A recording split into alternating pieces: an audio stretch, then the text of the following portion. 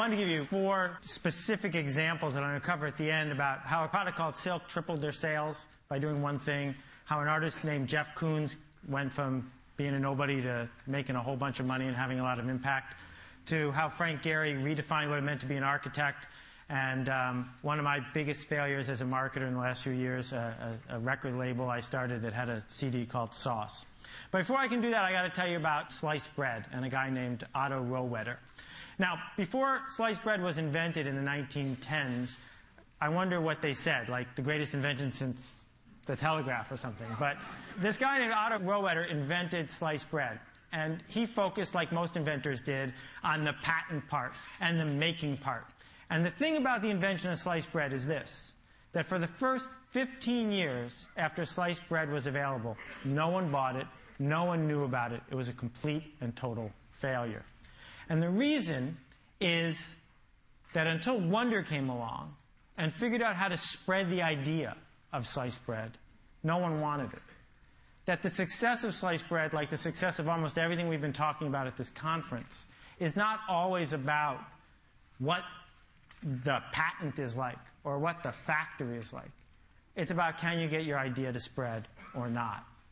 And I think that the way you're going to get what you want or cause the change that you want to change to happen is you're going to figure out a way to get your ideas to spread. And it doesn't matter to me whether you're running a coffee shop or you're an intellectual or you're in business or flying hot air balloons. I think that all this stuff applies to everybody regardless of what we do. That what we are living in is a century of idea diffusion.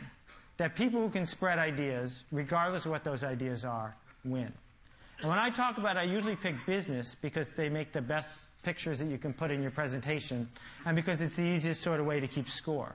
But I want you to forgive me when I use these examples because I'm talking about anything that you decide to spend your time to do. At the heart of spreading ideas is TV and stuff like TV. TV and mass media made it really easy to spread ideas in a certain way. I call it the TV industrial complex. And the way the TV industrial complex works is you buy some ads, interrupt some people, that gets you distribution. You use the distribution you get to sell more products. You take the profit from that to buy more ads. And it goes around and around and around the same way the military industrial complex worked a long time ago. That model of, and we heard it yesterday, if we could only get on the homepage of Google, if we could only figure out how to get promoted there, if we could only figure out how to grab that person by the throat and tell them about what we want to do, if we could do that, then everyone would pay attention, we would win. Well, this TV industrial complex informed my entire childhood and probably yours. I mean, all of these products succeeded because someone figured out how to touch people in a way that they weren't expecting, in a way they didn't necessarily want, with an ad over and over and over again until they bought it. And the thing that's happened is they canceled the TV industrial complex. That just over the last few years, what anybody who markets anything has discovered is it's not working the way that it used to. This picture is really fuzzy. I apologize. I had a bad cold when I took it. But the product in the blue box in the center is my poster child. Right? I go to the deli. I'm sick. I need to buy some medicine. The brand manager for that blue product spent $100 million trying to interrupt me in 1 year. $100 million interrupting me with TV commercials and magazine ads and spam and coupons and shelving allowances and spiffs. Also, I could ignore every single message. And I ignored every message because I don't have a pain reliever problem. I buy the stuff in the yellow box. I always have. And I'm not going to invest a minute of my time to solve her problem because I don't care. Here's a magazine called Hydrate. It's 180 pages about water. Right? Articles about water, ads about water. Imagine what the world was like 40 years ago when it was the Saturday Evening Post and Time and Newsweek. Now there are magazines about water. New products from Coke Japan. Water salad. Okay? Coke Japan comes out with a new product every 3 weeks because they have no idea what's going to work and what's not. This, I couldn't have written this better myself. It came out 4 days ago. I circled the important parts so you can see them here. They've come out, Arby's is going to spend $85 million promoting an oven mitt with the voice of Tom Arnold, hoping that will get people to go to Arby's and buy a roast beef sandwich. Now, I want you to try to imagine what could possibly be in an animated TV commercial featuring Tom Arnold that would get you to get in your car, drive across town, and buy a roast beef sandwich. You know, this is Copernicus, and he was right when he's talking to anyone who needs to hear your idea. The world revolves around me. Me, my favorite person, me. I don't want to get email from anybody. I want to get me-mail. So consumers, and I don't just mean people who buy stuff at the Safeway. I mean people at the Defense Department who might buy something, or people at, the New Yorker who might print your article. Consumers don't care about you at all. They just don't care. Part of the reason is they got way more choices than they used to, and way less time. And in a world where we have too many choices and too little time, the obvious thing to do is just ignore stuff. And my parable here is you're driving down the road and you see a cow and you keep driving. Because you've seen cows before. Cows are invisible. Cows are boring. Who's going to stop and pull over and say, oh, look, a cow? Nobody. But if the cow was purple, isn't that a great special effect? I could do that again if you wanted. If the cow was purple, you'd notice it for a while. I mean, if all cows are purple, then you get bored with those too. The thing that's going to decide what gets talked about, what gets done, what gets changed, what gets purchased, what gets built, is it remarkable? And remarkable is a really cool word, because we think it just means neat. But it also means worth making a remark about. And that is the essence of where idea diffusion is going. That two of the hottest cars in the United States is a $55,000 giant car, big enough to hold a Mini in its trunk. People are paying full price for both, and the only thing they have in common is that they don't have anything in common. Every week, the #1 best-selling DVD in America changes. It's never The Godfather, it's never Citizen Kane, it's always some third-rate movie with some second-rate star. But the reason it's #1 is because that's the week it came out. Because it's new, because it's fresh, because people saw it and said, I didn't know that was there, and they notice it. Two of the big success stories of the last 20 years in retail. One sells things that are super expensive in a blue box, and one sells things that are as cheap as they can make them. The only thing they have in common is that they're different. We're now in the fashion business. No matter what we do for a living, we're in the fashion business. And the thing is, people in the fashion business know what it's like to be in the fashion business. They're used to it. The rest of us have to figure out how to think that way. How to understand that it's not about interrupting people with big full-page ads or insisting on meetings with people. But it's a totally different sort of process that determines which ideas spread and which ones don't. This chair, they sold $1 billion worth of Aeron chairs by reinventing what it meant to sell a chair. They turned a chair from something the purchasing department bought to something that was a status symbol about where you sat at work. This guy, Lionel Poulain, the most famous baker in the world, he died 2.5 months ago, and he was a hero of mine and a dear friend. He lived in Paris. Last year he sold $10 million worth of French bread, every loaf baked in a bakery he owned by one baker at a time in a wood-fired oven. And when Lionel started his bakery, the French poo-pooed it. They didn't want to buy his bread. It didn't look like French bread. It wasn't what they expected. It was neat. It was remarkable. And slowly, it spread from one person to another person until finally it became the official bread of 3-star restaurants in Paris. Now he's in London and he ships by FedEx all around the world. What marketers used to do is make average products for average people. That's what mass marketing is. Smooth out the edges. Go for the center. That's the big market. They would ignore the geeks and, God forbid, the laggards. It was all about going for the center. But in a world where the TV industrial complex is broken, I don't think that's the strategy we want to use anymore. I think the strategy we want to use is to not market to these people, because they're really good at ignoring you, but market to these people because they care. These are the people who are obsessed with something. And when you talk to them, they'll listen because they like listening. It's about them. And if you're lucky, they'll tell their friends on the rest of the curve, and it'll spread. It'll spread through the entire curve. They have something I call otaku. It's a great Japanese word. It describes the desire of someone who's obsessed to, say, drive across Tokyo to try a new ramen noodle place, because that's what they do. They get obsessed with it.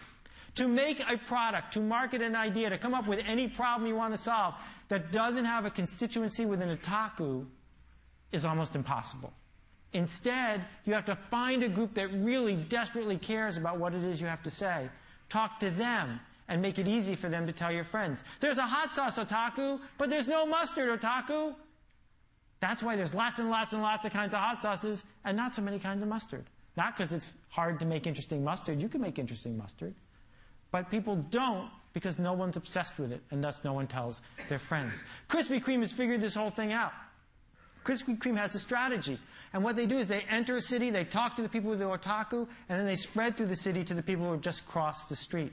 This yo-yo right here costs $112, but it sleeps for 12 minutes. Not everybody wants it, but they don't care. They want to talk to the people who do, and maybe it'll spread. These guys make the loudest car stereo in the world. It's as loud as a 747 jet. You can't get in. The car's got bulletproof glass on the windows because they'll blow out the windshield otherwise. But the fact remains that when someone wants to put a couple speakers in their car, if they've got the otaku or they've heard from someone who does, they go ahead and they pick this. It's really simple. You sell to people who are listening, and maybe, just maybe, those people tell their friends. So when Steve Jobs talks to 50,000 people at his keynote, right, who are all tuned in from 130 countries watching his 2-hour commercial, that's the only thing keeping his company in business, is that those 50,000 people care desperately enough to watch a 2-hour commercial and then tell their friends. Pearl Jam, 96 albums released in the last 2 years. Everyone made a profit. How? They only sell them on their website. Those people who buy them on their website have the otaku, and then they tell their friends, and it spreads, and it spreads. This hospital crib costs $10,000, 10 times the standard. But hospitals are buying it faster than any other model. Hard candy nail polish doesn't appeal to everybody, but to the people who love it, they talk about it like crazy. This paint can right here saved the Dutch Boy Paint Company, making them a fortune. Cost 35% more than regular paint because Dutch Boy made a can that people talk about because it's remarkable. They didn't just slap a new ad on the product. They changed what it meant to build a paint product. AmIHotOrNot.com. Every day, 250,000 people go to this site, run by 2 volunteers, and I can tell you they're hard graders. And they didn't get this way by advertising a lot. They got this way by being remarkable, sometimes a little too remarkable. And this picture frame has a cord going out the back, and you plug it into the wall. My father has this on his desk, and he sees his grandchildren every day, changing constantly. And every single person who walks into his office hears the whole story of how this thing ended up on his desk. And one person at a time, the idea spreads. These are not diamonds. Not really. They're made from cremains. After you get cremated, you can have yourself made into a gem. Oh, you like my ring? It's my grandmother.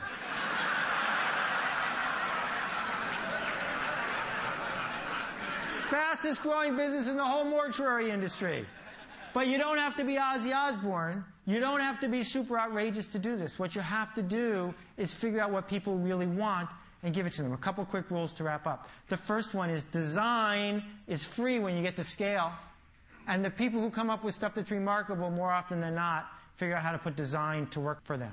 Number 2, the riskiest thing you can do now is be safe. Procter & Gamble knows this. Right? The whole model of being Procter & Gamble is always about average products for average people. That's risky. The safe thing to do now is to be at the fringes, be remarkable. And being very good is one of the worst things you can possibly do. Very good is boring. Very good is average. It doesn't matter whether you're making a record album or you're an architect or you have a tract on sociology. If it's very good, it's not going to work because no one's going to notice it.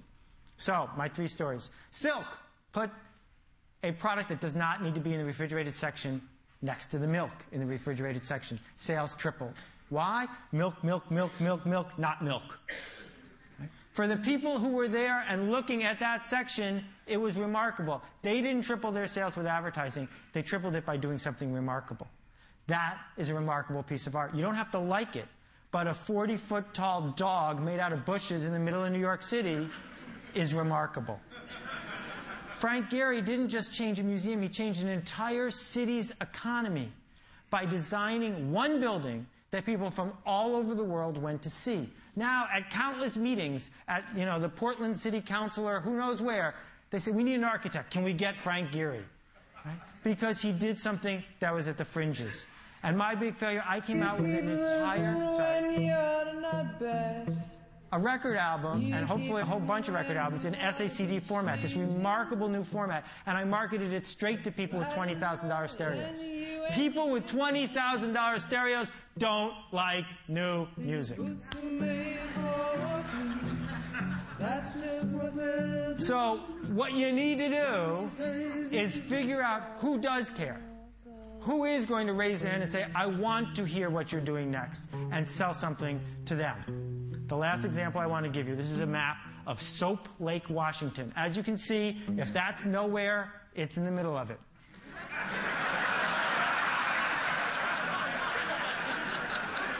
But they do have a lake. And people used to come from miles around to swim in the lake. They don't anymore. So the founding fathers at Soap Lake said, we got some money to spend. What can we build here? And like most committees, they were going to build something pretty safe. And then an artist came to them. This is a true artist rendering. He wants to build a 55-foot tall lava lamp in the center of town. That's a purple cow. That's something worth noticing. I don't know about you, but if they build it, that's where I'm going to go. Thank you very much for your attention. I appreciate it.